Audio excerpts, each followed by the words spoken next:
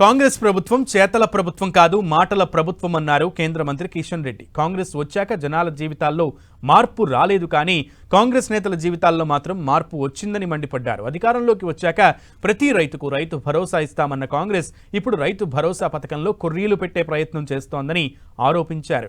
రుణమాఫీ పూర్తయిందంటూ అబద్ధాలు ప్రచారం చేస్తున్న సీఎం ఇప్పటికీ కూడా 4వ విడత రుణమాఫీ నగదు అన్నదాతల ఖాతాల్లో జమ కాలేదని ఆగ్రహం వ్యక్తం చేశారు. సోనియా గాంధీ గారు, రాహుల్ గాంధీ గారు, నాటి కాంగ్రెస్ పార్టీ అధ్యక్షుడిగా ఉన్నటువంటి నేటి ముఖ్యమంత్రి రేవంత్ రెడ్డి గారు తెలంగాణ అంతా పర్యటిస్తూ ప్రజలకు అనేక రకాల హామీలు ఇచ్చి ఈరోజు ఏ హామీ కూడా అమలు చేయలేనటువంటి నిస్సాయమైనటువంటి పరిస్థితుల్లో కాంగ్రెస్ పార్టీ ప్రభుత్వం ఉంది. హామీలు అమలు చేయకుండా ఉండడమే కాదు, విజయోత్సవాల పేరుతో అనేక పత్రికా ప్రకటనలతో సంబరాలు జరుపుకుంటూ ఈరోజు ప్రజలను నట్టేట ముంచుతున్నటువంటి ప్రభుత్వము కాంగ్రెస్ పార్టీ ప్రభుత్వం. తెలంగాణలో మార్పు రావాలంటే కాంగ్రెస్ రావాలి అని అనేక రకాల ప్రచారం చేసుకున్నటువంటి కాంగ్రెస్ పార్టీ నమ్మించి ఓట్లు వేయించుకొని అధికారంలోకి వచ్చిన తర్వాత ఈ సంవత్సర కాలంలో మరి ఓట్లేసినటువంటి ప్రజల జీవితాలలో మార్పు రాలేదు, తెలంగాణలో మార్పు రాలేదు. మార్పు పేరు మీద ఓటు వేసుకున్న తర్వాత కాంగ్రెస్ పార్టీ నాయకులలో మార్పు వచ్చింది. గతంలో టీఆర్ఎస్ పార్టీ వాళ్ళు దోచుకునేవాళ్ళు, కేసీఆర్ కుటుంబము తెలంగాణను దోచుకునేది. ఆ రోజు ఒక కుటుంబానికే దోపిడీ పరిమితమైతే తెలంగాణలో మంత్రులు ఎక్కడికక్కడ ఈరోజు దోచుకునేటువంటి పరిస్థితి వచ్చింది. రైతు భరోసా పేరు మీద అనేక రకాల కొర్రీలు పెట్టేటువంటి ప్రయత్నం చేస్తూ ఉన్నారు. అది రైతులకు కానీ, కౌలు రైతులకు కానీ, రైతు కూలీలకు కానీ, మరి ఈరోజు కొత్తగా దరఖాస్తులు పెట్టుకోండి.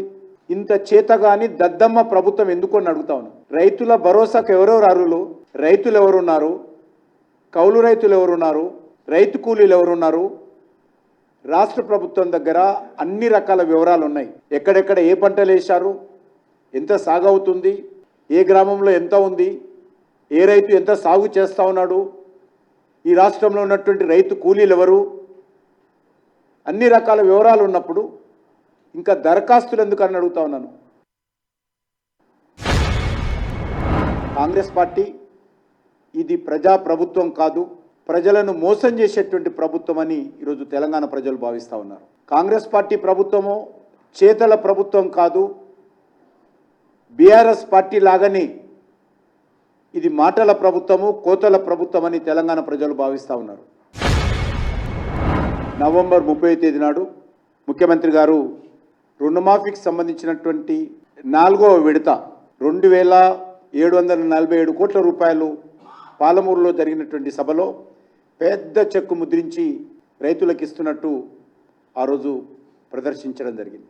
సంవత్సరం పూర్తవుతున్న సందర్భంగా 4వ దఫా రైతుల రుణమాఫీ పూర్తి చేస్తామని చెప్పి ప్రకటించారు. కానీ దురదృష్టం ఏంటంటే ఆ డబ్బుతో రైతుల రుణమాఫీ పూర్తి కాదు, 4వ విడత కూడా పూర్తి కాదు. కాంగ్రెస్ పార్టీ వచ్చే ఇంకా 4 సంవత్సరాలు కూడా పూర్తి చేసే పరిస్థితి లేదు. కానీ కనీసము ఏదైతే చెక్కిస్తున్నా అని చెప్పి ప్రకటించారో ఆ డబ్బు కూడా ఈరోజు రైతుల అకౌంట్లో చేరలేదు.